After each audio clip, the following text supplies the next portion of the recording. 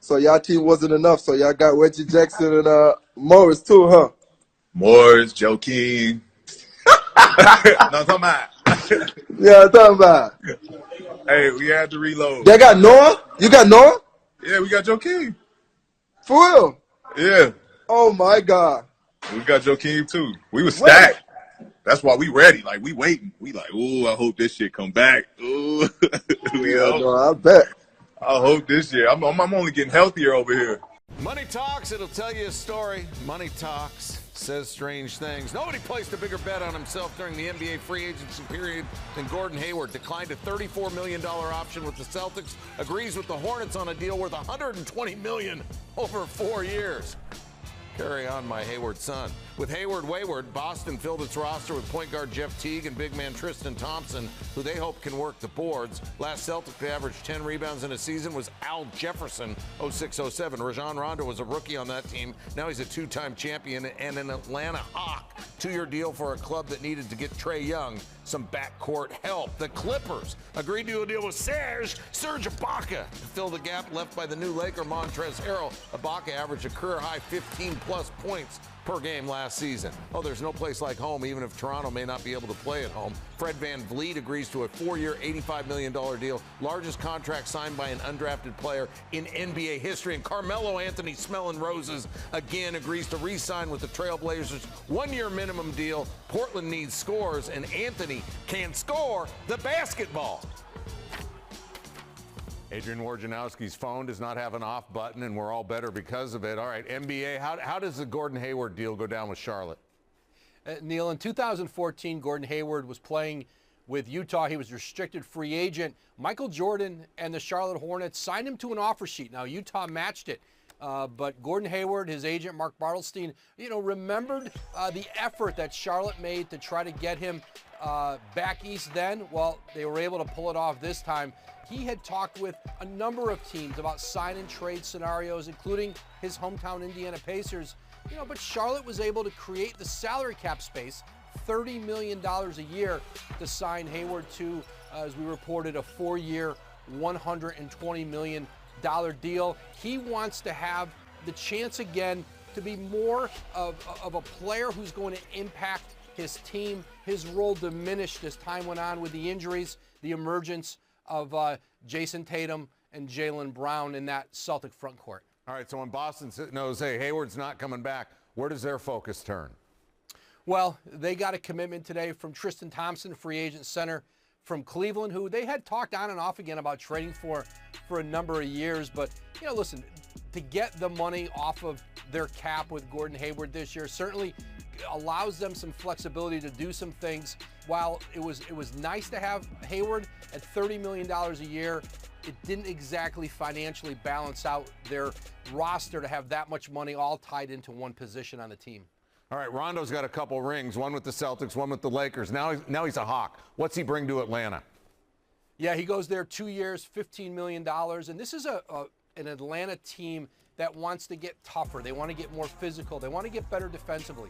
They can score the ball, built around Trae Young. Rondo can play a leadership role on a very young team, and a team that hopes, I'm not sure they're a playoff team this year, but they want to get closer to the postseason and start competing in the East, to play in the playoffs. When it comes to the NBA, nobody works harder, nobody does it better. We had a free agency frenzy, at least that's what the transition says. The Lakers added the reigning sixth man of the year. They agreed to terms with free agent big man Montrezl Harrell. He's going to play his home games at the same place that he did after spending the last 3 seasons with the Clippers. As for those Lakers, they agreed with Harrell not long after Dwight Howard agreed to a 1-year deal with the 76ers. Our Bobby Marks reports that deal is for the veteran minimum exception of $2.6 million. Kings guard De'Aaron Fox has agreed to a max extension worth at least $163 million over 5 years. His agent told Bobby Marks he was the number 5 overall pick out of Kentucky in 2017. Veteran sharpshooting forward Danilo Gallinari finalizing a 3-year, $61.5 million deal with the Atlanta Hawks. His agent of CAA Sports tells ESPN's Adrian Wojnarowski. And Steven Adams is headed to New Orleans as part of the Drew Holiday trade. Adams averaged almost 11 points and just over 9 rebounds last season for Oklahoma City. As for a few of the other deals that got done in the NBA, the Jazz reached agreements with both Jordan Clarkson and Derek Favors, who will be returning to Utah.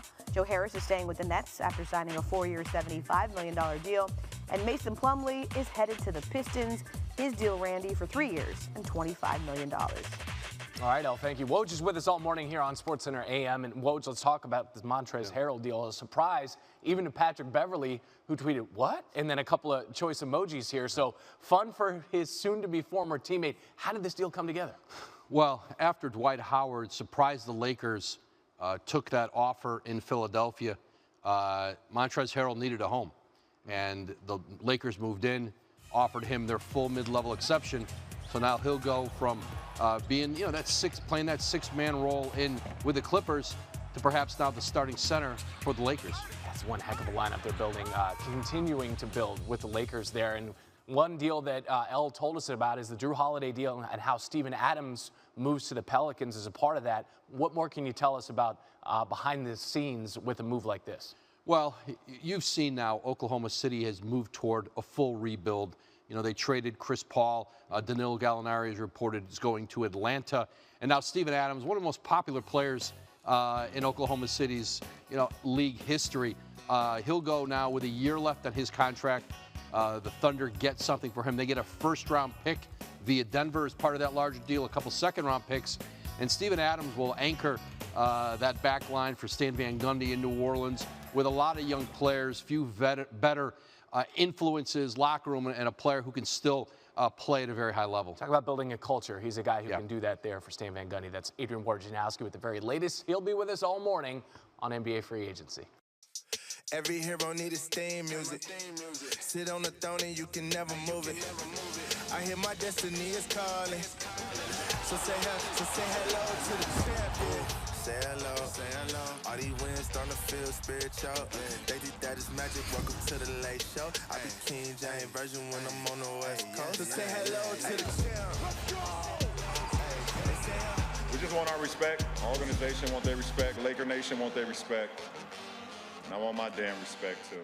They say hello to the champ. I'm still trying to figure out who doesn't respect LeBron James. The defending champion Lakers have been active in free agency so far. LA's already added former Clippers big man Montrezl Harrell. They brought in Wesley Matthews. Dwight Howard, there have been some additions and some subtractions. Dwight Howard's gone. He left LA. He's going on to Philly to join the Sixers on a 1-year deal worth the veteran's minimum exception of $2.6 million. And the Lakers are still waiting to get a commitment from Anthony Davis.